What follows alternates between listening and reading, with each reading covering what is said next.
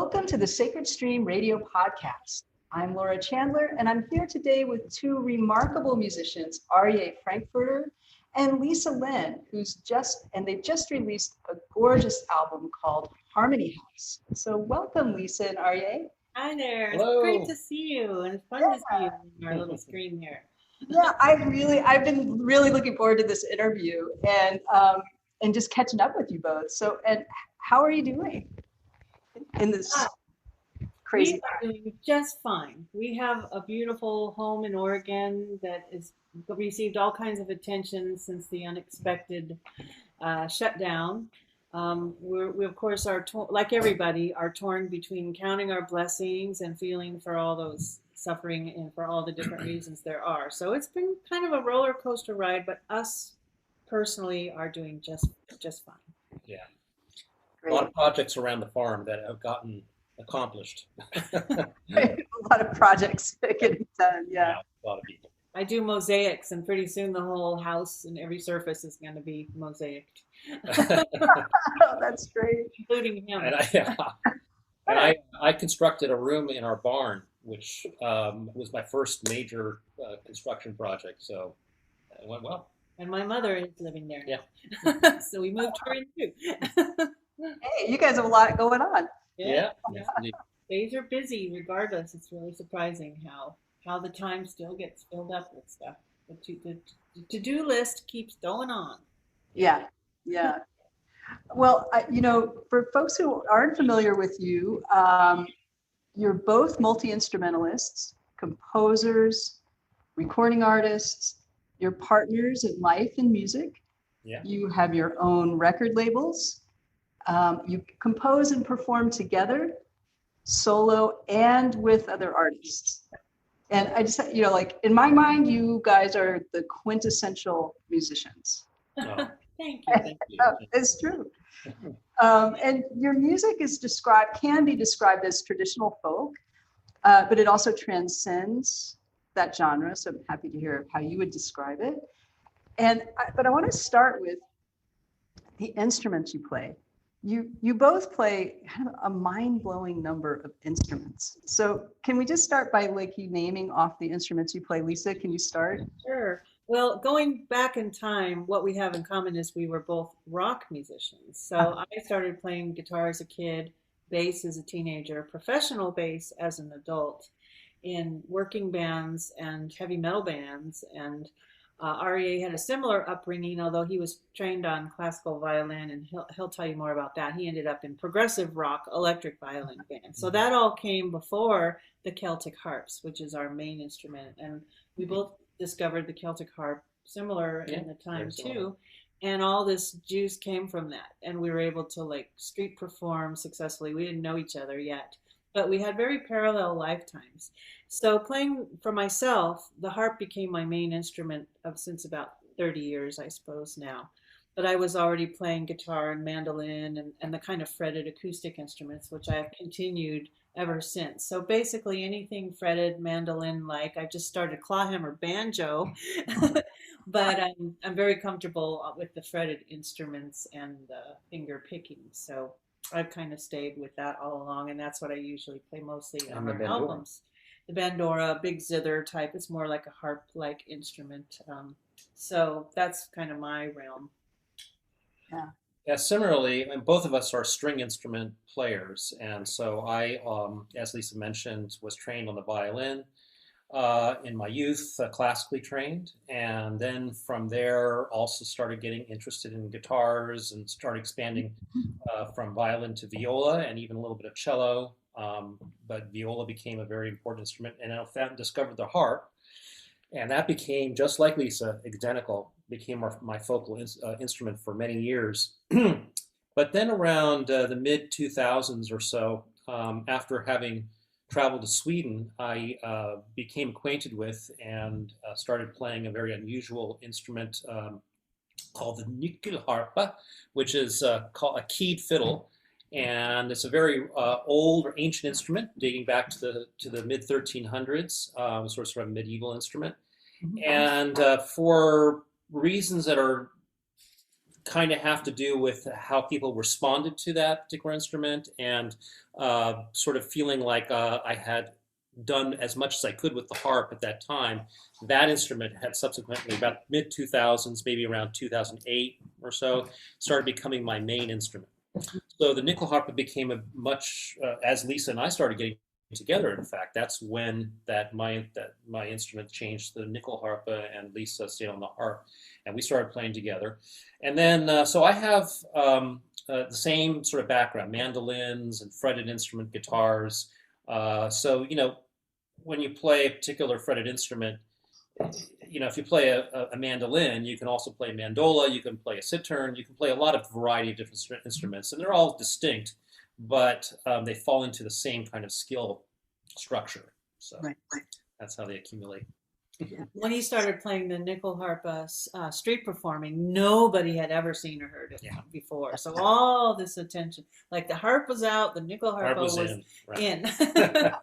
And so it really worked out to the sound of the harp and the nyckelharpa together became our sound. So it's really great when people are excited about seeing something they've never seen before. And when we both started playing the harp, it was really very uncommon and special and magical to encounter a Celtic harp. Most people only know about the big golden orchestra harps that were developed hundreds of years later.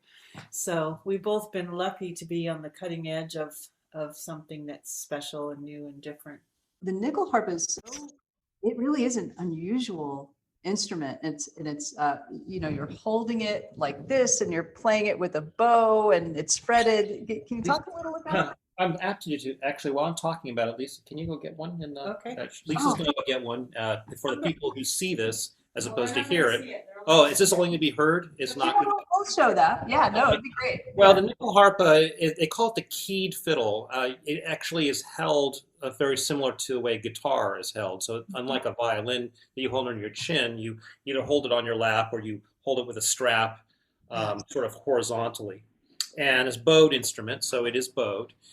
Instead of actually putting your finger on the strings, there are these keys that you tap on the side of the instrument. So I'll put it, you tap these keys, and the keys have these wooden pegs that are attached to them, and then those wooden pegs hit the string the way a finger would hit the string and basically shorten the string to make a different note. You're tapping instead of these keys, instead of putting your finger directly on the string. And that may sound like it's, why would you do that? It actually does, in a very subtle way, create a very different tone and texture, timbre. There's nothing you can't do that on this instrument, so it has a very clear tone. On top of it, and this is what makes the instrument especially special, is that it has sympathetic strings, and these strings are not played; they resonate on their own, so that every time you play a note, no matter what note you play, there is another free sympathetic string which resonates with the note that you play. And this creates an incredibly rich, incredibly haunting, otherworldly texture to this instrument. Now, other instruments have a similar thing. A sitar or tambura might have these sympathetic strings, but with the bowed instrument, it's very, very special with that. So this instrument has been sort of existing in Sweden since the mid 1300s. We have evidence of it, maybe even going back farther than that. And in other countries, in Sweden, that has had a living tradition, one that's remained, that somebody's been playing it from the mid 1300s to today. So it's considered a Swedish instrument because of that living tradition. And there's a lot of great Swedish nyckelharpa players, which we learned this instrument from. So that's this instrument. I went to Sweden to play the harp there at a music conference, at actually a big festival, and I just saw this instrument being played, and I fell in love with it, as many people do, and I came home with one, and I started to play it, and it's kind of taken over my life. So that's it. This may or may not be in tune. If you can hear it, I'll try to see if I can. You hear that? Yeah. That ringing.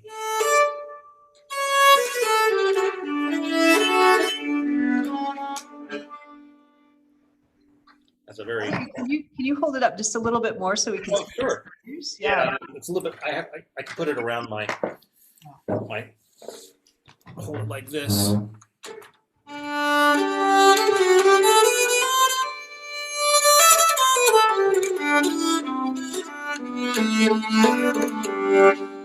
Oh wow. And you can hear that ringing. That's the sympathetic strings. So.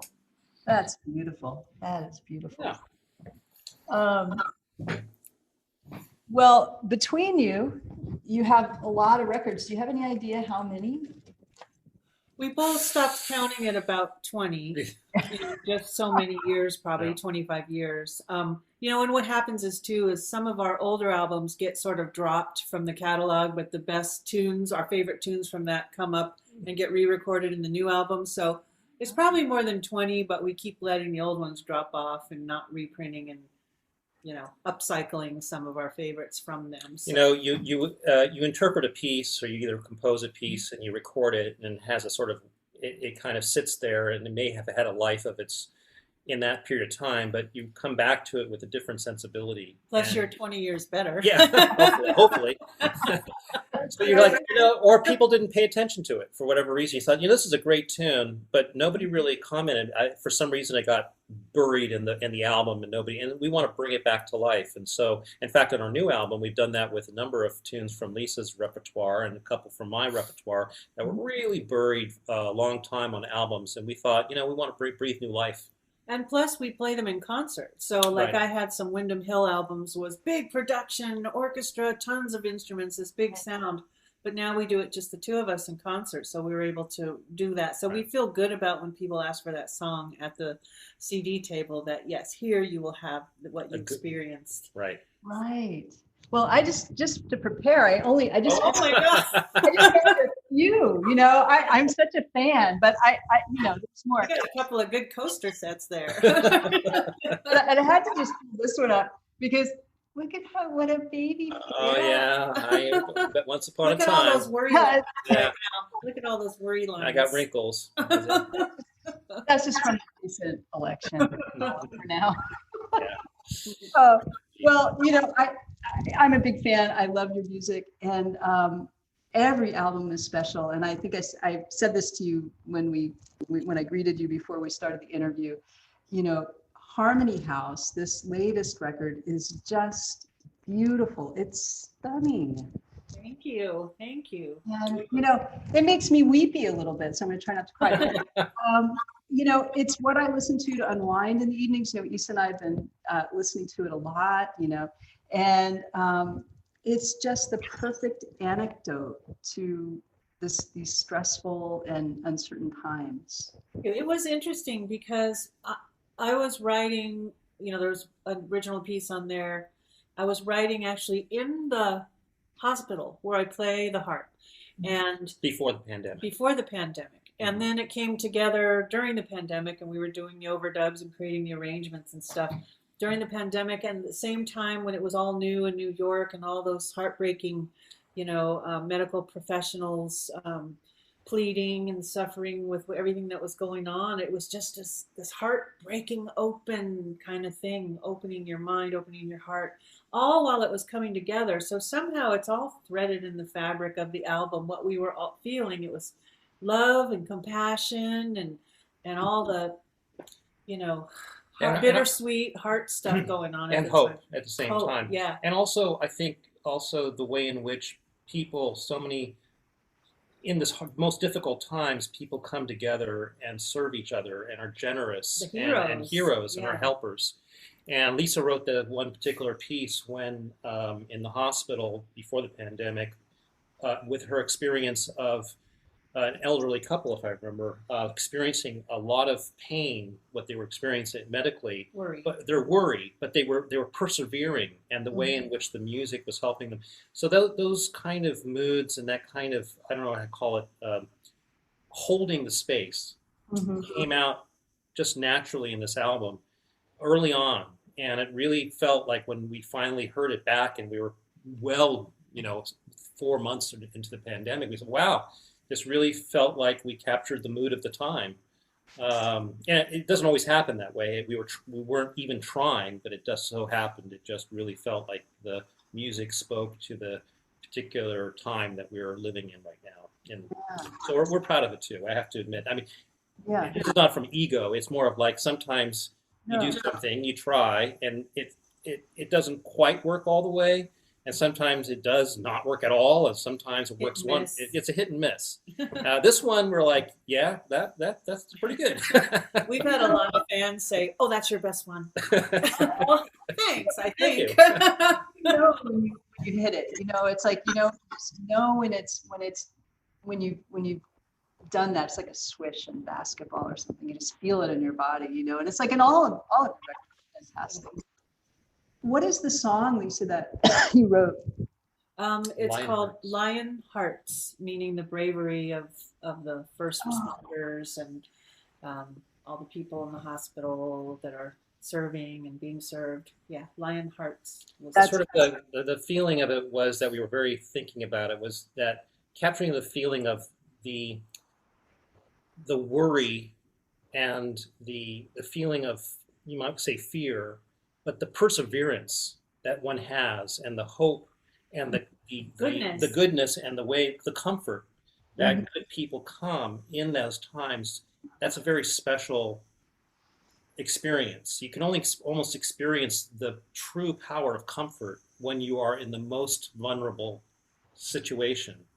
Yes. And that's a very powerful feeling. And this particular song that Lisa wrote came out of that specific experience. And that's what we tried to capture, that emotive feeling of comfort in that dire of times. And the whole album really just feels that same way.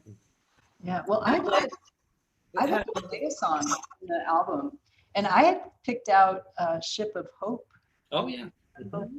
Yeah, that was an example of one of the tunes originally written for a Windham Hill album. Yeah. But it was just so huge with a cast of thousands adding all their gifts, including and a major drum player who played for the Beatles, right? Right, yeah.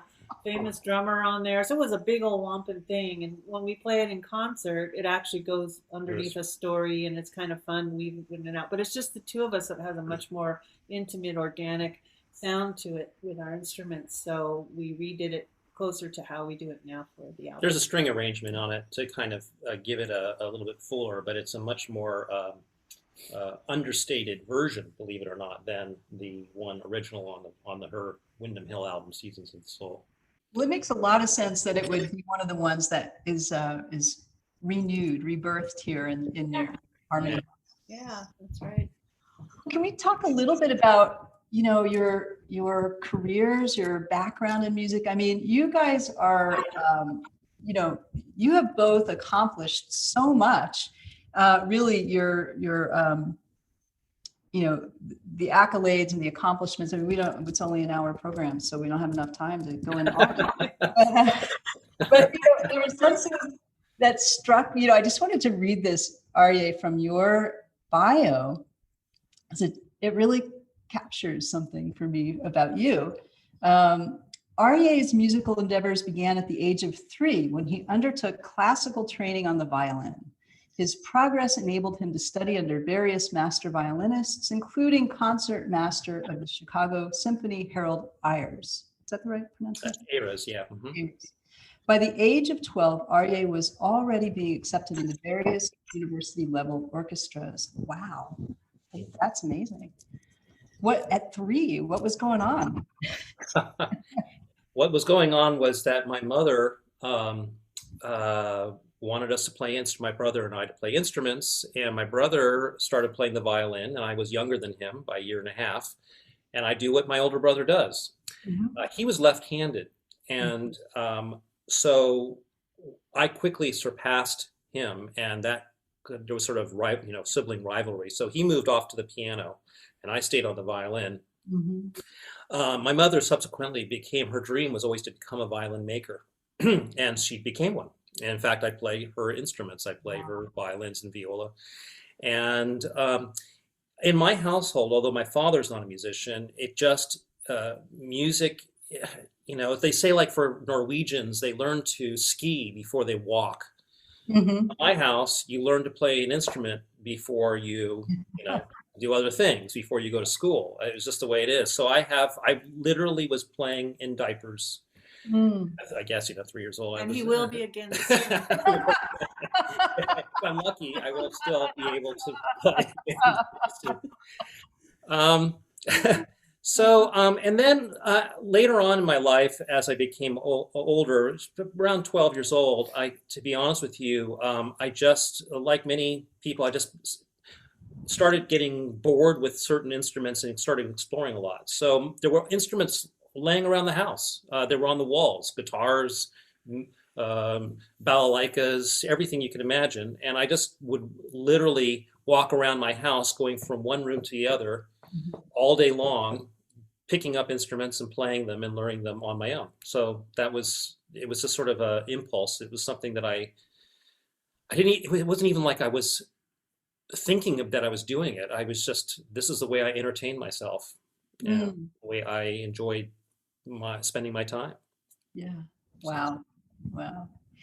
I had a similar experience where I was kind of a really shy, nerdy kid at school. You know the type. Your best friends are nerds also, but they're the smartest, coolest people that nobody knows it. But I was playing guitar and I was so shy in school, it never occurred to me to share it at school. So it was a very I enjoyed it myself. I kept it to myself. Never occurred to me to go to school and suddenly be cool because I could really play guitar in elementary school and junior high school. So I'm trying to make up for it now. That's great. Well, you've done a good job of making up for it. I think, some of the description in your bio, and I encourage people to go to both of your websites and learn more about you and find the many thousands of records that you are both or have played on or composed, done string arrangements for. But you were with Windham Hill and New Earth Records, and you have surpassed 1 million in sales of your recordings. That's amazing. Yeah, that's over quite a long period of time. When we were both street performers and CDs were the hot thing, you could sell 500 to 1,000 records in a 4-day gigantic festival somewhere too. So it really adds up that way. I did do okay with the record labels, but the most of that was from my own selling, my own street performing, my own thing. No doubt. Yeah, that's the thing about the record labels. They don't tell you. You really got to get out there and hustle. It's not going anywhere. You've also placed, this is no small achievement, a lot of your CDs have been in the top 20 of the Billboard music charts, which is yeah, and that really is directly because of the record label and there are people behind it. And I was one of the last artists signed to Windham Hill, just as all the pirating was coming out, record labels were sort of folding. So I did get a good 5-6 years of being on there and touring with the Windham Hill shows and do all that. But I kind of got on a big ship as it was, going down. Because it eventually got, signed in, it got enfolded into Sony Music, and I still do really well from all those compositions that still Very have well. life on the streaming, all the streaming services I do well on.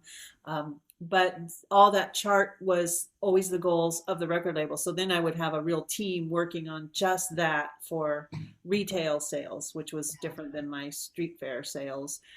So yeah, it was quite an honor, and it looks good on the resume. Well, it's actually helped us our livelihood because Lisa, I hope it's all right for me to say this, but Lisa managed to get an unusual record deal, which is that she was able to retain her publishing rights, which is very rare for musicians, and this doubles your royalties when you license. And for some reason, Lisa's music, its nature, it's getting really an extraordinary amount of high plays on different platforms. It even went up from the pandemic started too. On Spotify, for example. And unlike a lot of other musicians where you can have a lot of plays and it really doesn't quite add up, we've been fortunate. Lisa's work with Windham Hill and her publishing rights have managed to give a nice passive income stream. I'm not going to say it's, making us rich, but it can pay for the groceries. Let me put it that way. That's great. I mean, I'm so glad to hear that, because so many artists just, not, It's always kind of a joke, about how small the royalties are, but I always have to keep quiet because I do pretty well on those streaming. But not until Aryeh went after and straightened out all my paperwork. I had to straighten things out for her. He worked a long time to get all my loose ends tied up, all things corrected, and so everything registered. Yeah, so it's really him. Oh, that's great. Good job. People don't know that Nigel is your cat. Yep, he's very famous. We may find him here somewhere, but he is very famous. He gets more action on social media. He's a social media superstar. And that also was a tune I had done a while back on my Baby Lullaby CD. And that also got given new life and a new name as well, because it looks just like his tail when he walks around. He's a big orange kitty, a rescue kitty, and he's king of the scene here. Yeah, he really owns the 10 acres. We're just his caretakers, servants. He's the most important creature around. So it's good that you know that. And this tune, I'm the one who chose that tune for the album. I've always loved this particular piece from Lisa, and she didn't quite see it. To me, it reminded me of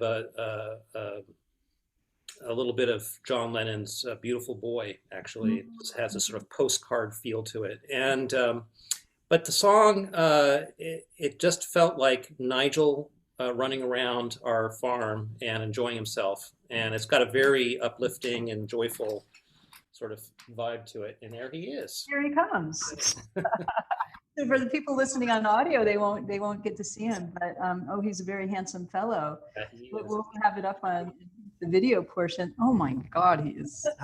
He's a big boy. Look at. Pretty cute for a mass murderer. No, just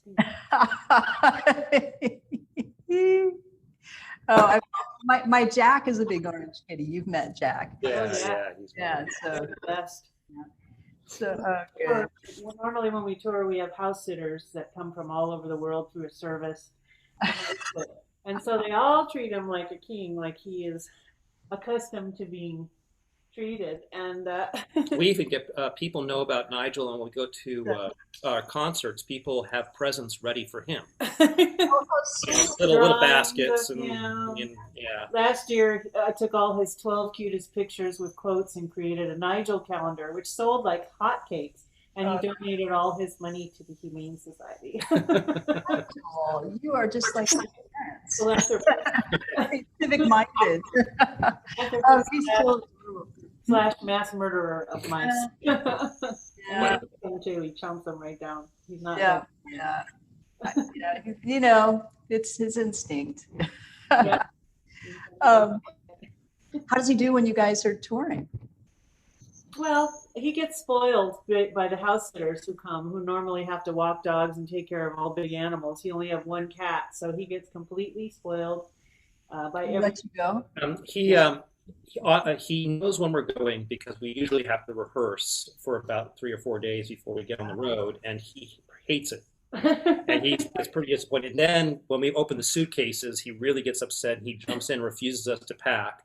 But when we leave, and we leave, he warms up to the house sitters, and everything's fine.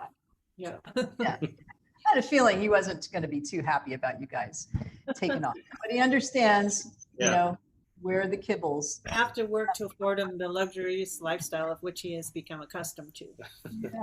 Yeah. So what brought you two together? How did you meet? Let's see. We both knew of each other because he was well established in the harp world. He was doing this cool, progressive kind of instrumental music that I admired so much. I wanted my music to be more like that. And he had heard of me also. Because of Windham Hill. I mean, back in the day, back in the early to late 90s, we all wanted to get signed to record labels. And I tried to get on Windham Hill myself. A lot of harpists did. And finally, when somebody did, namely Lisa, got signed, I confess this, there was a bit of envy. I won't deny it. I didn't know who she was, but then I got her album and I listened to it and I said, oh, well, it makes perfect sense. I mean, her music is absolutely gorgeous. She is made the main composer of the duo, and she had mostly original, almost entirely original compositions on her albums. I tend to draw my music from folk traditions and arrange them up, so that's sort of my forte. But we had heard of each other, and we kind of circled around each other in playing in art festivals and so forth. But we never really made contact until I performed in Los Angeles, and Lisa came to one of my shows at one of the shows at Sylvia Woods Harp Center. Just to intimidate him. To intimidate me. And film him. And we kind of met there, but what really happened was that finally we were both invited to a harp conference in Montana, and we both lived in California, and we both wanted to go, and I thought, well, I'm acquainted with this harp player who's also going to be, maybe we should drive together. So I called Lisa up out of the blue. And I already had a huge crush on him. We actually tell this story in concert over the theme of Romeo and Juliet. So every time there's a dramatic pause in the story, we launch into the melody of Romeo and Juliet and then go back to the story again. Yeah. It's pretty fun. But I called Lisa up and said, want to go together to the harp conference. And I said, let me think. About, yes. So there's a little bit more sort of other things. We became best friends. We became best friends on the road.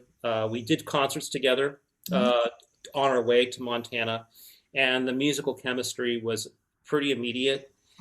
We also realized that we had the same sort of rock and roll background to our in terms of our musical history. We had the same kind of tastes in what you might call AM one-hit wonders, AM pop one-hit wonders from the 70s. Yeah. And it's sort of this sort of developed into when we got back from that trip, we decided that if things were going so well musically, that we would make an album together.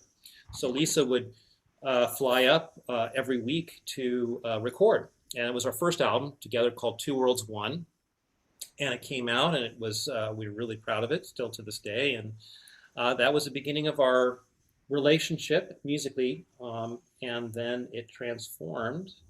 He was a scaredy cat bachelor at first, but so it took a while for him to accept the fact that we were destined to be together.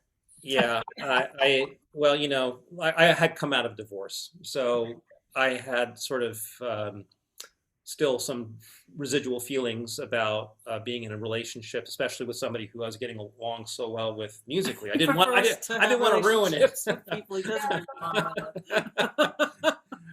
to ruin it with, Plus, he was a devoted dad, sharing custody of his son, who was 8, 9, 10 years old at the time. But eventually, Lisa was staying in the house so frequently doing the album. It was quickly realized that it was going to be fun. I'm glad you didn't fight it. I did a little bit for a while, but then I let go. Look at you now. Yeah, now it's been 12 years. That's amazing. And a lot of amazing music. One thing I want to say about your concerts are they are just so much fun, and they're so uplifting, and they're interactive. So anyone who hasn't been to one of your concerts needs to get to one. And now, host one too. We love house concerts, and we love. It doesn't have to be big. We love the intimate acoustic spaces the most, really. Yeah. And I think you guys. You tour like a lot. So we're all a little grounded here with the pandemic, but I imagine you're expecting to get back to touring. It's hard because we book tours 6 months to a year ahead. So in theory, we could and should be talking right now about late spring, early summer with a question mark, just penciling dates. And we probably will start looking at that more at the beginning of the year. But it's tricky because the bigger theaters, they're booked a year in advance. And so we have a lot of probably set gigs that we will get to pick up on that were canceled. but it was a dramatic stop. We were mid-tour. We had like a 5-day weekend with some libraries and stuff all set up, and we actually had to halt in the middle of that tour. House concert was the last one we did, and just about 65 dates, shows canceled so far. A couple summer camps that we look forward to teaching at every year. Lisa and I love performing, and it's a huge part of our art, and we're extremely grateful that we can do that, especially in these unusual times. But having finally broken off from the touring circuit, which we had been doing extraordinarily heavily, I mean, it was just really intense. I think we both realized that we were getting to a kind of stage in our lives where that couldn't be sustained. And really, it's really hard work being on the road. It's extraordinarily difficult and not healthy on one's body. And so this enforced hiatus has given us some space to really assess our touring capacity and what we really want to do for the future. So we will continue to tour, but I am certain, because I'm the one who books the tours, that they will decrease radically in the future. We've realized that we don't need to tour as much to sustain ourselves monetarily, and we don't need it for our own fulfillment as artists. It's hard to say no when these juicy, wonderful gigs are offered to you, and that was part of our problem too. He was always complaining that we had too many bookings, but he was the one doing the bookings. But another thing too is we were getting offers and opportunities to perform with musicians that were just, these are of such stature that to say no, it's like, you can't say no to them. And it was an incredible honor, but it was very interesting because we were conflicted. How do you maintain your boundaries and realization that you really can't do everything? And at the same time, you're getting opportunities that if you were 10 years earlier, you'd have felt like you died and gone to heaven, because they're just unimaginably, it's not just an honor, but these are musicians of such a caliber that lift you up to such a great degree. It's so artistically fulfilling, but it's still an incredible amount of hard work. So, to some degree, there was a little bit of a silver lining to the pandemic. It really got us an out without having to feel to see what it's like. Yeah, we don't want to tour this much less, but we will take it down a notch or two compared to what we were doing before. And now we live in our dream home anyway, so the more time home is really, really lovely too. And you host concerts there. Yeah, we do every month. The finest folk artists, we jump in and sit in for a tune or two, and it was a really robust concert series, which we hope to resume again as well, of course. Yeah. Oh, it's so fun. It's so great to talk to you. Are you planning to record another record soon with your downtime, or not so much? Probably not so much this time around, but we have learned that now when we do record a record, we're going to take more time and do it in the way that we did it this time, where it was just. That's all we did. Yeah, that's all we did. We were on tour. We weren't squeezing it in. We weren't squeezing in between, and it just felt very relaxed. It was just no pressure to get it out one way or the other. So when it came out, we didn't feel like, oh, there's a deadline or anything like that, or there's some kind of concert or some kind of tour that we want to make sure we have it for. There is an album. We do perform with other musicians, and we were performing with a group called New World String Project, which is a pretty live, more traditional folk-oriented band, livelier music than as a duo. And we had completed an album with them, and we opted not to release it. So it is sitting there yet. So we opted not to release it until we can go back on tour, because that's the only way we're going to actually recoup our expenses from that particular album. So there will be an album as soon as pandemic's lifted and we're back on tour and we're going out with New World String Project. Another album is and you'll be waiting. The first to receive it too. Oh, you're sweet. Well, please keep us posted. We want to have you back at the Sacred Stream or the house or whatever. Oh yeah. Mm-hmm. And to do the harps too. I travel with 20 harps, and I can teach beginners how to play the harp too. I love doing that. And what you're talking about is something that people started hearing about after you did it one time at our art center, and now it was like, is Lisa coming back to do that? Bring like 12 harps or something, people get to come. Yes. So, yes, I would love to bring the harps again. It's my favorite thing to do. We started doing it in a whole bunch of libraries right before the pandemic, and we had libraries booked, and it's so wonderful. People would come and each get a harp and learn the basics of how to play one, and it's just fantastic. And I can't wait to resume doing that, because it really is one of the most fulfilling things that I do personally, is to people just get so lit up and turned on by being able to play this beginner friendly instrument and make beautiful sounds on an instrument they never touched before. So that's like the most near and dear to my heart.